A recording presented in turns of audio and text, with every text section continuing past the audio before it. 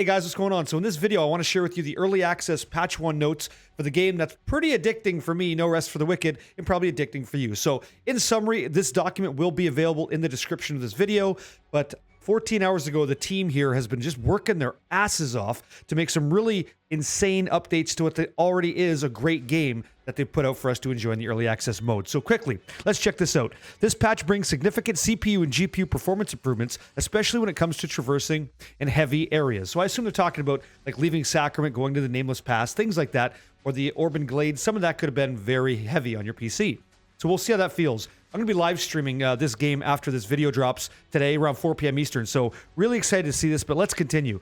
They've also added some keyboard control remapping, a new mouse and keyboard control scheme, which could be good for people out there that use it. I play on a controller, but maybe I'll give that a shot just to see how that feels compared to the old default one.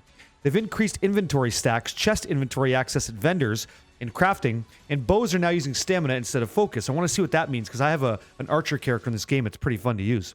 Earlier housing access, which is great. So when you complete a quest, you now get access to the house where you didn't before, and we'll get into that. Quality of life and over 45 bug fixes. So in each section, you can see here, like performance, quality of life, they sort of outline all the different updates that have been happening. Now, I don't have to read out all of these, but I want to share with you some of the more impactful ones. Now, when it comes to CPU, GPU, that's a per-person experience. Like what I say is amazing for me, maybe different than you based on our rig. So give that a read and see what you think, and maybe that might allow you to log back in, give the game another shot, because maybe the updates that they did are pretty substantial for you, and I hope that they would be. Let's talk about quality of life for a second. Vendors and crafting tables refineries can now access resources directly from storage. So why I think this is such an awesome change is you no longer have to have the materials on you. You don't got to run back to your house, get the materials, then bring them to the vendor to craft and update your stuff. It's going to pull it automatically out of the chests and storage you have in your home. So that's awesome. That's fantastic. I really want to check that out. Should be a great quality of life feature.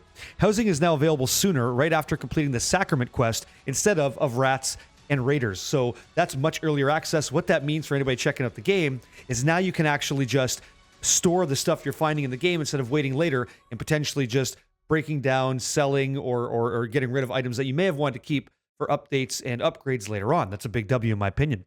Updating sorting for inventory to these categories. So they're updating the sorting for gear, food, combat, resources, and the realm. And then they have some more information about last equipped food, which is kind of cool, but that's not one of the big takeaways, but maybe you like that. They're deprioritizing ingredients, which is cool. Cinematic skip prompt is nice, so now you can just skip cinematics if you don't want to watch them. Improved legibility of some controller icons on the Steam Deck. So while this game does work on Steam Deck, it should be a little bit better for you guys using that, which is nice, always nice. Settings, okay? Added custom key rebinding options for keyboard, which is what we discussed already. They also have localization in progress, added additional mouse and WASD keyboard control layouts, but for default, which is good. Now, content additions. This is stuff I want to check out. The new house, The Knot, for purchase near Sacrament Cemetery for 8 silver. So another home, easy access to get to your stuff and just help you enjoy the game. Awesome. There's a new Tier 3 armor set called the False Ones. The False Ones. It's got False Guardian, the False Harbinger, the False Oathkeeper, and the False Remnant. I want to see what that looks like. I'm excited to check that out. Visually, the game's already kind of awesome. They don't take themselves too seriously, so I kind of want to see what that looks like on my already stupid-looking character with huge forearms that I can't get enough of. A new character animation to the main menu and customization screens. Get ready, let's go. Okay, loot. Good stuff. Increase the number of slots on all chests and cupboards. So we all got a whole bunch of more stash space. Fantastic. Small, medium, large, all got updated, which is good. Nerfed focus grant on all focus vials. So focus is that use that special ability, kind of refills when you parry sometimes if you're built like that.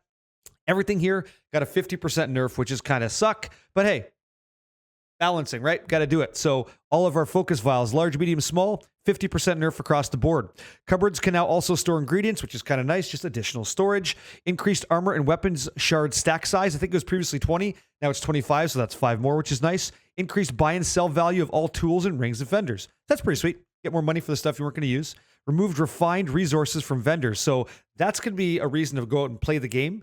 You have to go ahead and get those refined resources again. So kind of sucks. But that maybe is a great reason to just get out of town, get out of the Serum's Crucible, and just play the game. It's a beautiful game. Check it out. All weapon oil recipes are now tier 1. Okay, cool. And some more loot stuff with regards to dumplings and creating that food. Balance, okay? Attacking with bows now costs stamina instead of focus. Big change, because if you're like spending your attacks using focus for your rune attacks, things like cone attack, multi-shot, what have you, power shot.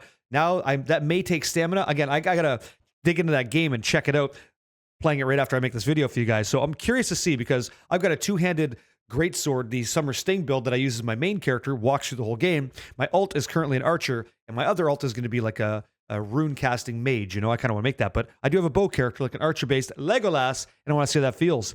They rebalanced the enemy levels in the Nameless Pass, so that's kind of nice. We'll see what that feels like. They nerfed attribute scalings on staves. They nerfed focus gain on focus damage dealt, and they nerfed health gain on health damage dealt. Enchantments, okay?